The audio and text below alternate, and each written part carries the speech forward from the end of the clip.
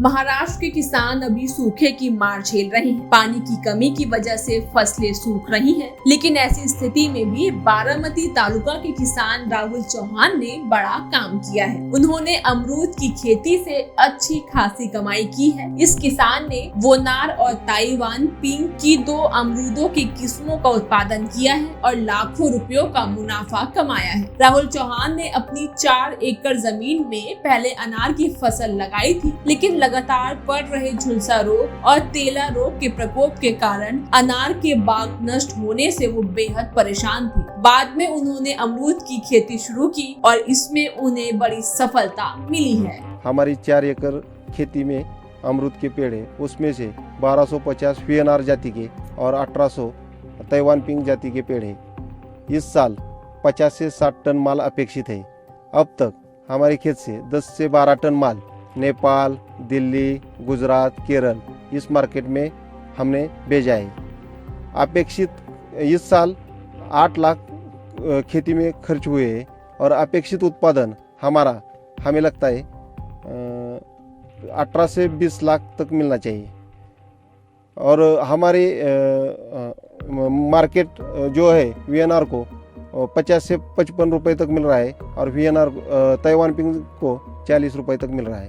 अभी local market में कितने दाम में बेचा जा रहा है? और लोकल मार्केट में 35 से 40 रुपए तक हमें भाव मिल रहा है। किसान ने बताया कि कड़ी मेहनत और देखभाल के बाद फलों का साइज 500 ग्राम से लेकर 1 किलो तक है, जिसकी वजह से उन्हें दाम भी अच्छा मिल रहा है। किसान को इस साल विदेशों से भी अमरूद की डिमांड आई है, तो उन्होंने एक एक्सपोर्ट कंपनी के जरिए नेपाल को अमरूद भेजने की तैयारी की है, जिसे वो 80 रुपए प्रति किलो के रेट से बेचेंगे। ये थी बारामती से वसंत मोरे की रिपोर्ट। खेती किसानी से जुड़ी तमाम खबरों के लिए देखते रहें किसान तक। उत्तर प्रदेश, मैं बार बार कहता हूं कि अनंत संभावनाओं वाला प्रदेश है। प्रकृति और परमात्मा की असीम कृपा इस प्रदेश पर रही है। पहली नजर में ये आपको कोई विदेशी लोकेशन लग सकता है, लेकिन ये है उत्तर प्रदेश का एक गांव जहां देसी विदेशी सैलानी आ रहे हैं। ताज्जुब ये है कि ना तो यहाँ कोई ऐतिहासिक इमारत है, ना ही सैलानियों की इस यात्रा के पीछे कोई धार्मिक वजह। इसके पीछे है यूपी की योगी आदित्यनाथ सरकार की एक योजना जिसका नाम है कृषि पर्यटन। इस स्कीम का असल उदाहरण मिलता है वीर भोग्या वसुंधरा का नारा बुलंद करने वाली महारानी लक्ष्मीबाई की धरती बुंदेलखंड में।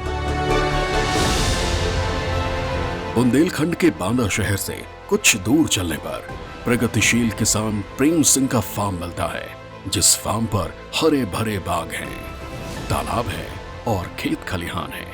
उसी फार्म पर पर्यटकों के लिए बना हट भी मिलता है।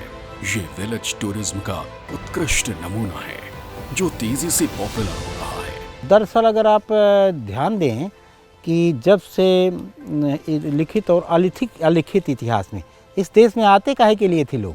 ग्राम पर्यटन के लिए ही तो आते थे। तो मेरे पास तो 22-24 देशों से लोग आए हैं, तो मैं उनका माइंडसेट जानता हूँ। वो उनको कोई फ़र्क नहीं पड़ता है कि आप का छोटा है या बड़ा है, कैसा है। वो आपके मड हाउसेस में रहना चाहता है, मिट्टी के मकानों में ही रहना चाहता है वो। योगी सरकार ने पर्यटन नीति 2022 में पहली बार ग्राम पर्यटन को बढ़ाकर कृषि पर्यटन तक ले जाने की पहल की है।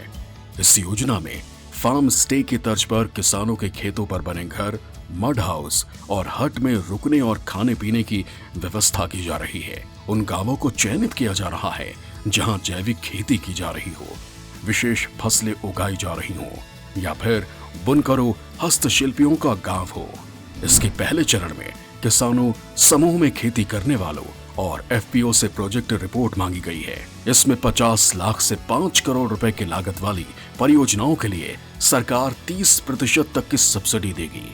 इस योजना के लिए किसान बैंक से अपनी लागत का आधा लोन भी ले सकते हैं। शहर के लोगों को एक बेहतर जगह हमें ऐसा लगता मिलती है। पूरा ग्रुप का ग्रुप आके यहाँ पे बहुत सारे क्लब्स हैं वो आते हैं और बढ़िया खाना पीना अभी बनाते हैं। और उनके जो सहयोग में जो गांव के लोग होते हैं, जैसे आसपास के लोग हैं, तो आ रहे हैं वो, अब उनको खाना पीना बनाना है कुछ है, तो 2-4-6 लोगों को बीच बीच में कम से कम थोड़ा सा रोज़गार भी हम कह सकते हैं उनका मिल जाता है कि उनका खाने पीने की तैयारी करना है, ये करना है, वो करना है। शुरुआती चरण में आगरा, प्रयागराज, वाराणसी, लखनऊ और अयोध्या के आसपास के इलाकों में कृषि पर्यटन के केंद्र विकसित करने पर जोर दिया गया है। इससे ग्रामीण अंचल को पर्यटन के माध्यम से न केवल विश्व फलक पर पेश किया जा सकेगा, बल्कि ये ग्रामीण आबादी की आय में बढ़ोतरी का भी सशक्त माध्यम बनेगा।